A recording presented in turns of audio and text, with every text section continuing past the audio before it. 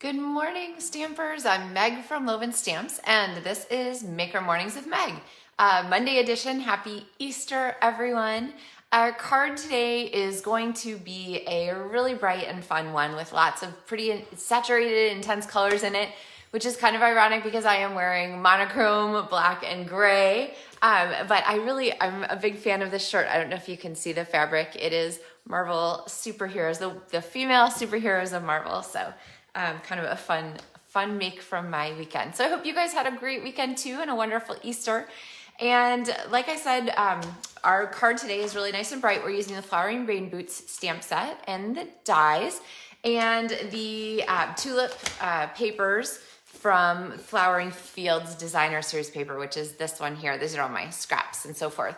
I don't know if you guys do this, but I keep all my little extras in the Designer Series paper package so that I always have access to them. And today's card includes a really great strippy trick trick for strips of Designer Series paper, especially when you don't have a ribbon that is exactly what you want. So good morning. Hey, everybody who's on this morning.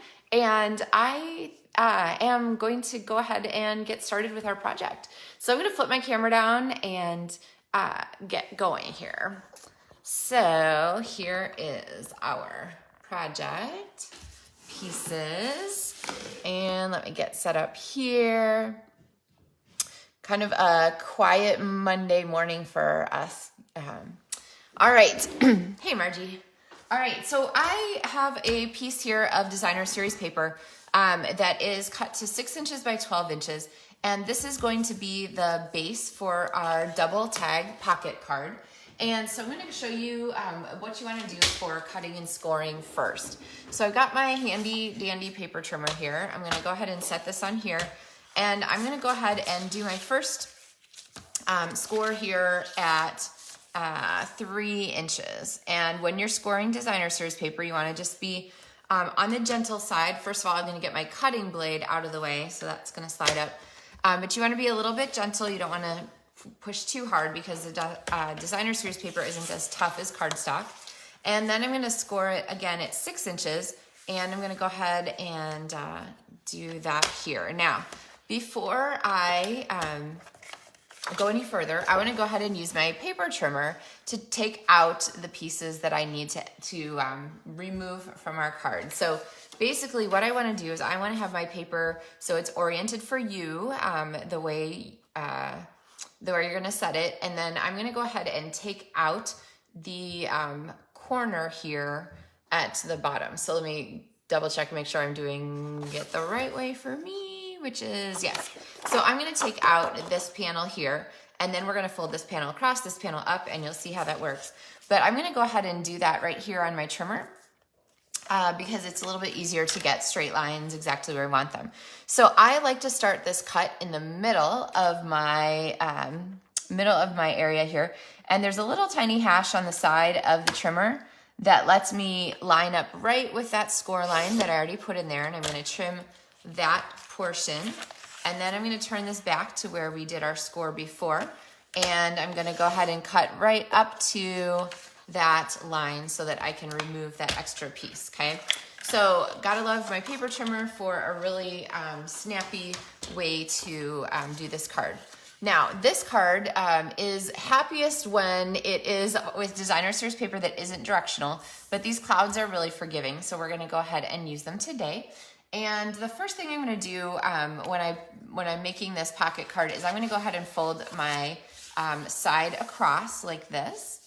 And then I'm going to fold down and make sort of a small triangle here at the corner. Now, the biggest thing, it doesn't really matter how big or small you make your triangle. The biggest thing is that this line here is straight with the bottom of the card, okay? So we have our piece there. And then I'm gonna fold up from the bottom here, and I'm gonna make another triangle fold at the top.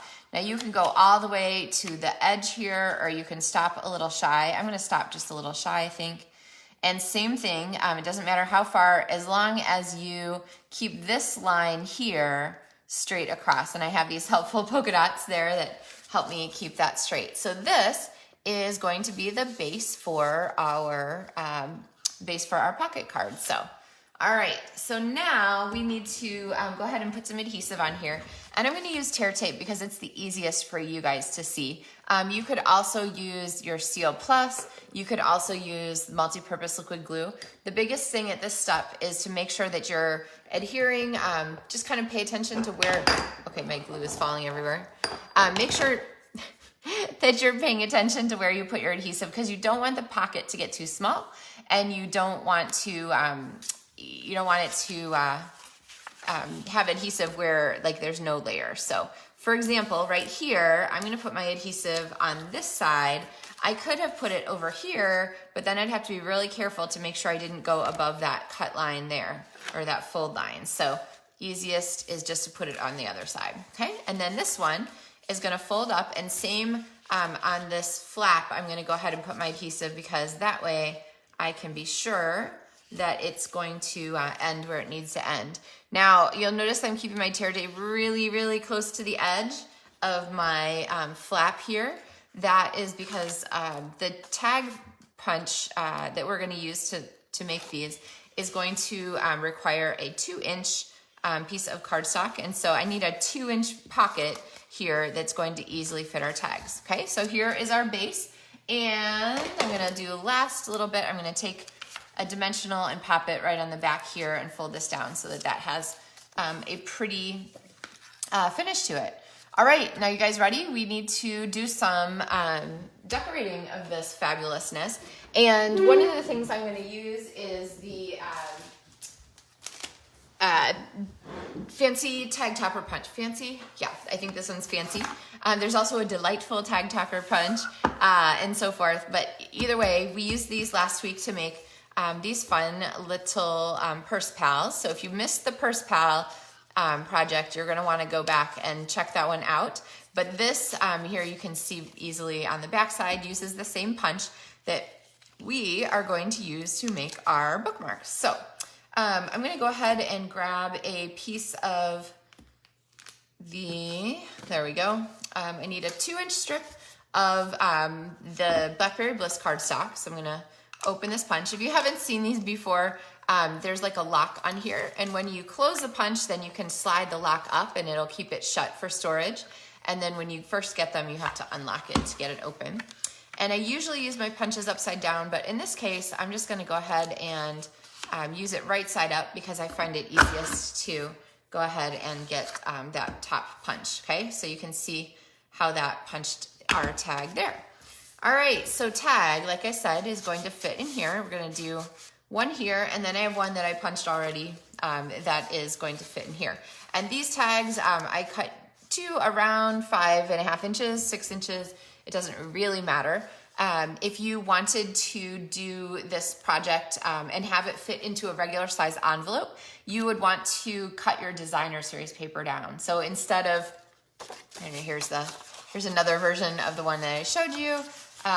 Instead of making your original paper 6 inches wide by 12 inches tall, you would want to make it maybe 6 inches wide by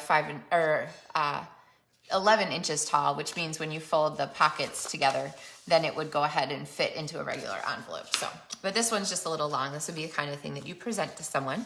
And very cool, factor the pieces here that you are going to put into your card. You know what, actually, I'm not gonna use the basic white one. I'm just gonna use two of our Blackberry Bliss ones. There we go.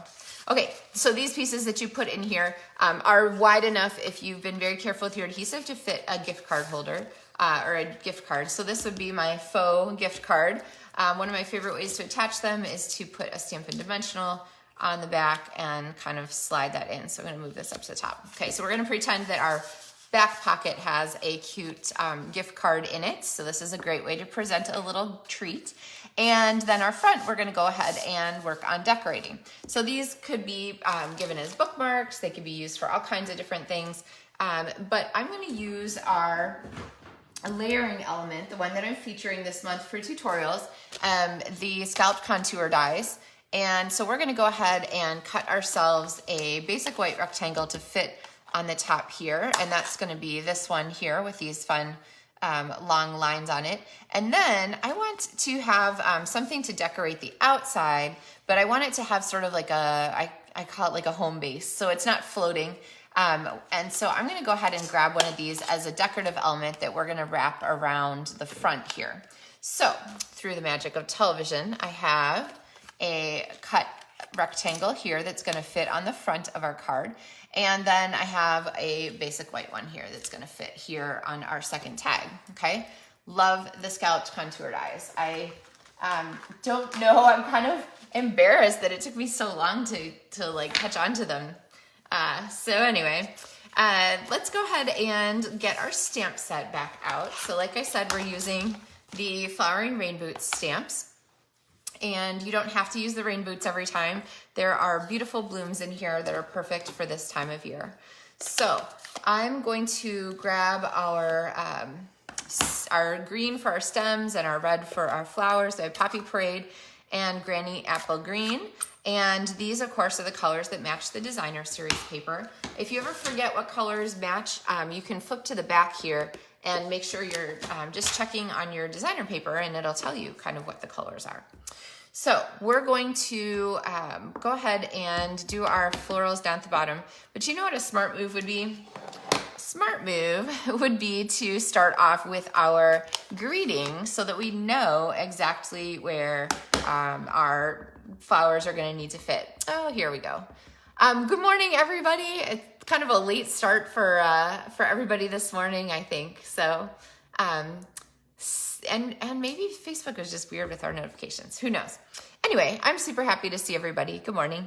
So I'm going to go ahead and pop our greeting here on the top. Okay. And this Live Life in Full Bloom is a wonderful sentiment. It comes from the Flowering Rain Boots set. And now when I put our florals on, I have a much better idea of where they're going to need to fit. So there are our stems. And then we're going to go ahead and add our tulips and Poppy Parade. And I'm going to work on lining them up. Now, if lining up stamps is something that's tricky for you, I'll kind of walk you through what I do. I'm looking through the block and I'm looking for something that's like in this area, kind of a vague match. Okay, so if I say this flower and this stem are matched up right now, then what I would do is I would pivot. I think everyone's thinking of Friends and the couch. Pivot, pivot. But I'm gonna pivot until the other portions of the stamp are also lined up, okay? And when they are, then I go ahead and stamp. And that is, I think, pretty snazzy there as far as lining them up. Now, I will say that this is pretty forgiving stamp set. I could have put the tulips a little to the side and it still would have lined up fine.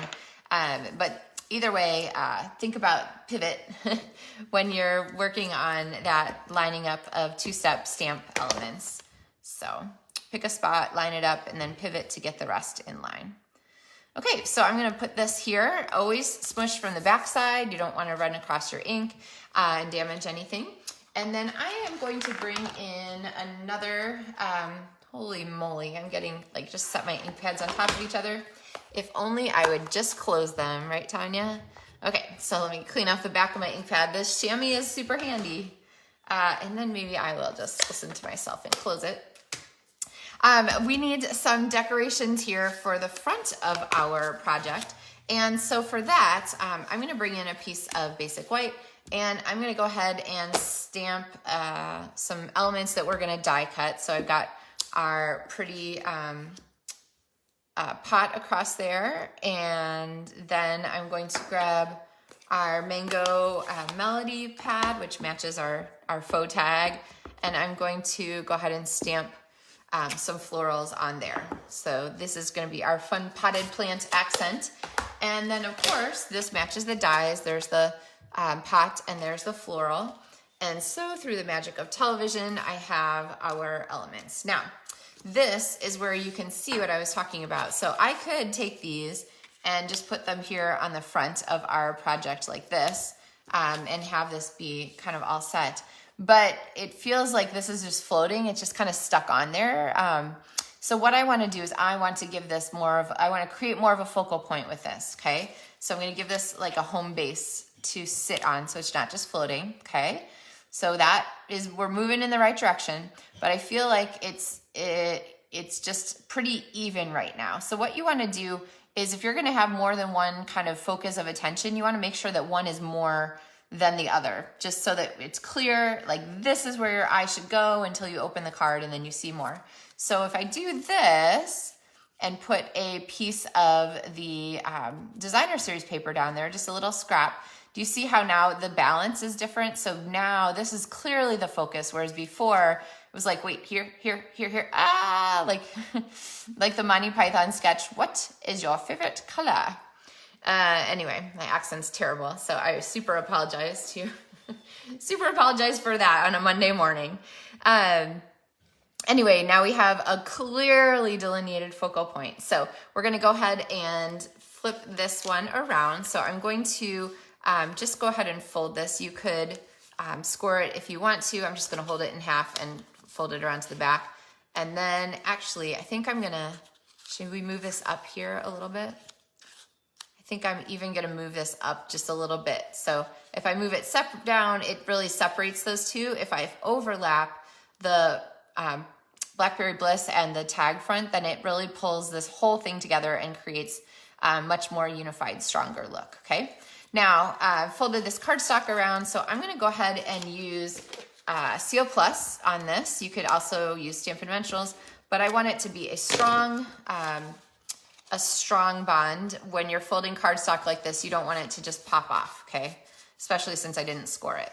So we've got that on there, and now I'm going to take this strip of our designer series paper, so you can see this tulip on the back. This tulip you're gonna see again in a moment. It's pretty important, and I love it.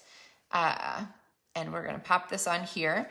And then let's go ahead and take our elements here, and so that they stick on exactly where they want, or where we want, I'm gonna go ahead and hold them together with a Stampin' Dimensional. So here is that trick for you. So I'm putting the dimensionals right there at the intersection between the two elements, and then you could go ahead and pop more on there if you feel like it. I think they're pretty well stuck. And now we have, there we go. We have kind of our focal point here for the front of our tag. Now, you're going, that's really cute, but there's no ribbon on your tags there, and they look a little naked. I know, they do, naked tags. And so sometimes you don't have the perfect ribbon to go with your paper. And so a great solution for that is to look to all those teeny little scraps that are here at the bottom of your designer series paper, and perfect tag right here, or perfect piece right here, this little tiny strip here that would otherwise have been scrap. We used a piece of it here for that base, and we're gonna use a piece of it here to create some faux ribbons. So let me snag my scissors. This is a terrific chip you can use for lots of different projects. I'm gonna cut ourselves some lengths of this here at a diagonal, and I'm going to fold them. And so not only do we have sweet tag topper pieces that fit here, but like if you were gonna use this as a bookmark, this element is gonna be flat, so you're gonna be able to just pop that inside your book, okay? So I'm gonna pop that down just a little bit further, and to attach it, I'm gonna use, I'll just use a teeny bit of multi-purpose liquid glue here.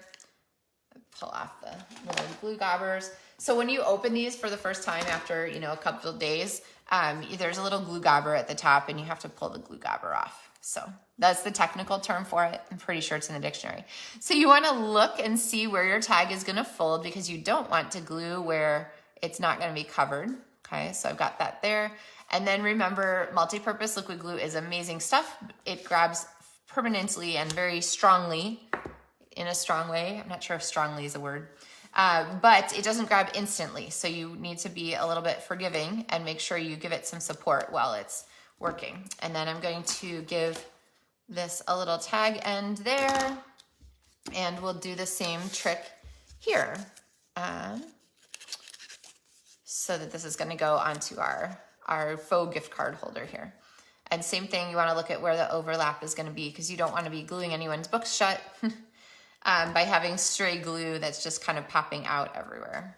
All right, so now we have our tag elements that fit here inside, and we have this perfect little tulip accent that complements our card and our pocket. And we have those fun tags. So there is a double pocket tag card. And I will get this posted on my blog. There's actually a project on my blog from a couple years ago, maybe like 8 years ago, where I did this card and showed it with a little bit different set of designer series paper. But the moral of the story there is that really any stamp and die and designer series paper combo can be used to make this kind of project. You just want to have some coordinating pieces, some coordinating colors, an image and so forth to decorate. And of course the tag topper punch, which is my must-have, the single must-have thing that is on the retiring list from the annual catalog. Okay, there's some other really great things on there, but this punch is definitely one that is a really special shape and a really unique element that I've found so useful in so many projects over the years. So don't miss your chance to get that because it is on the retiring list. So, and it's discounted. So woohoo for that. But make sure you check that last chance list. I think there's a link in the video description to all the supplies that I used for today's project in case there are things that you need. And I'm always happy to have your support. So you can feel free to shop with me or feel free to leave stars on your video or whatnot. I appreciate all the shares and so forth. So, all right, that is our project for today. Oh, Deborah's got tulips in her thank you message. How perfect is that? So our tulip card is a really great one today, really featuring the Flowering Rain Boots stamps, which have that fabulous tulip image in it. I love it. And a great chance to kind of share some springtime smiles with people in this fabulous time of year. I don't know how it is where you are. I know a lot of people have snow right now. Oh my gosh, I'm so sorry. We have right now in the weather in the 30s and early 40s, which is terrific for junior high track meet that I can't wait to go to this afternoon because 20-mile-an-hour wind and 40 degrees and vaguely rainy is pretty tough, kind of tough on the athletes too. So anyway, I'm really glad you guys like this project. And the others included for monthly tutorials are the one I just showed you, our fun tulips here with the awesome layering, and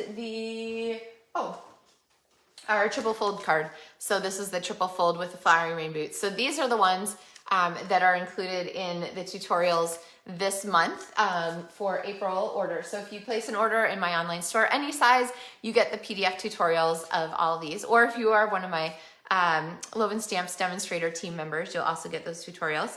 And if you place an order at least $50, you get supplies to make 2 cards. You get to-go kits in the mail. So those come at the end of the month, and I appreciate that. Oh my gosh, snow all day on Easter, Doris. So many Easters where I think about like just being outside for our beautiful Easter egg hunts. Although, I don't know, so if it snowed where you are, do you hide the Easter eggs in the snow? That seems kind of diabolical. Although I suppose kiddos would just have to go trail along the footprints to find them. I don't know. Maybe that's like an X marks the spot treasure map to the Easter eggs. You guys will have to tell me what you guys did there. Anyway, I hope you had a wonderful weekend. Happy Easter, and welcome to another week of Maker Mornings with Meg. I will look forward to seeing you on Wednesday for another fun Stampin' Up project. So happy stamping, guys. Take care.